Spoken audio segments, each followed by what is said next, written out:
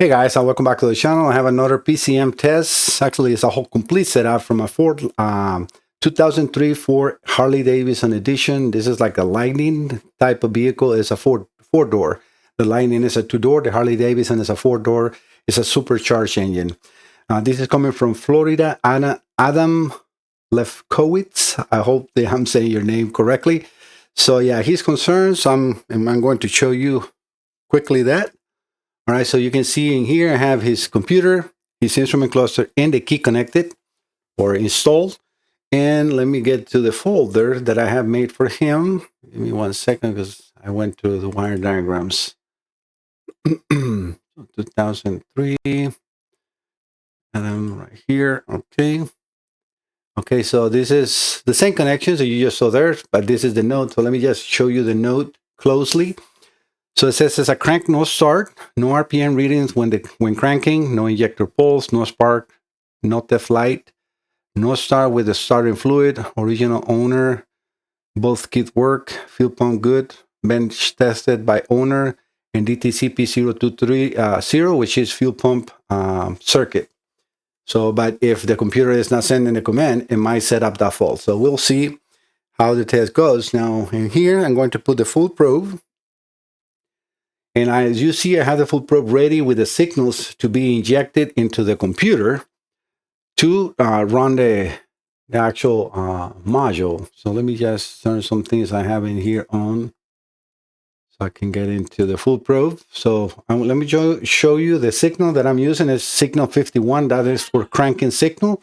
And I'm right now providing 400 RPM. So right now the switches are off. So I'm going to turn battery on and then the ignition. It should start.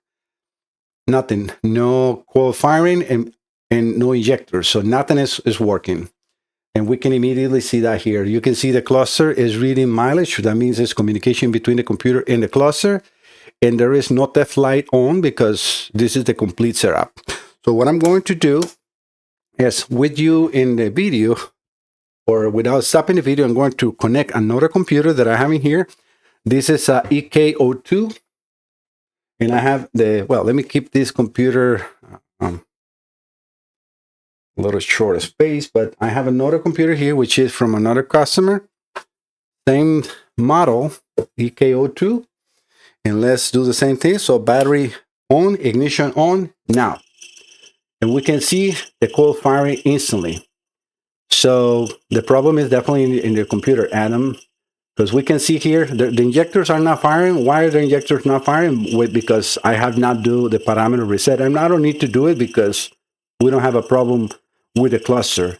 And the problem is right now, definitely in the computer, we can see, and hopefully you can see from there, yeah, you can see the RPMs.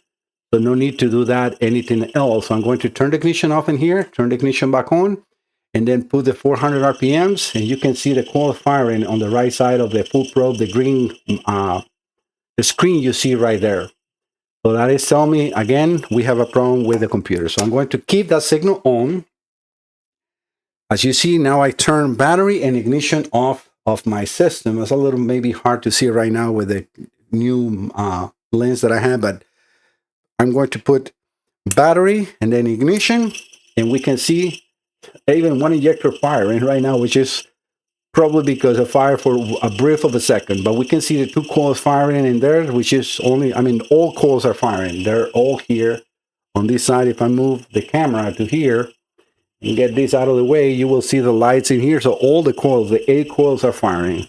Again, this computer is already repaired, so I know that is a good computer, and that's what I'm using. All right, so let's remove this computer. Let me move you 1 second here. I'm going to get the good computer out of the equation. And I'm going to connect Adam back again. With all the signals are still in place, the same thing, right? So I'm going to put battery power and ignition and nothing.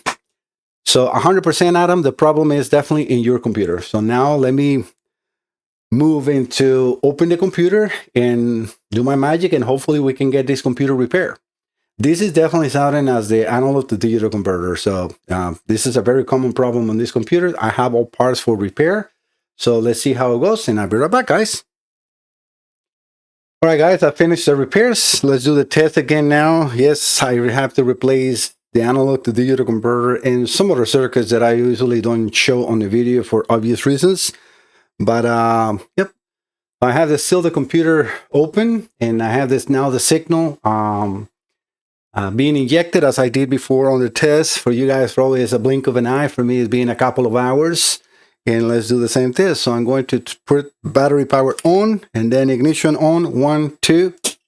Oh, 100%. 100% done. We can see coils and injectors now firing. We got RPM on the instrument cluster. It's all good to go. All right, so let's do now the next sequence of tests that I normally do. So let's turn the ignition off as a normal. And I'm now going to put the RPMs, and we can see how instantly it picks up the RPMs in the cluster and on the full probe. So I'm going to change now the signal to number 7, which is a signal that I use to higher RPMs, not just cranking, to make sure that it has no problems on the high end. So I'm going to put now the ignition and start it over 1,000 RPMs, and we can see how it's running, and now it can come down to around 700 or so. And now everything is working as it's supposed to. So how is this computer now? Fully repaired. All right, Adam. Yep, your computer, the cluster is perfect. No charge for the cluster. Even though I used the cluster this time to do the test, I'm not going to get any test fee for that for you. It will be just a repair for the computer, but everything is now fully operational and ready to go. So I'll be contacting you shortly. Get this packed up and send this back to you as soon as possible.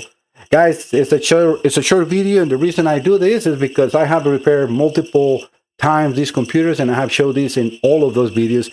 I'm also, just in case you cannot see it from there, this is the fuel pump relay, which you can see with the computer running. It is being commanded on. That is in terminal and pin 80. That is the command for the fuel pump relay, so which is fully operational, so no issues. You will have no issues in your car. This will be a plug and play, and it will start right away, Adam. Thank you so much for trusting my Salazar Diagnostics. If you're here in the channel, please don't forget to subscribe. I'll see you all next time. Bye-bye.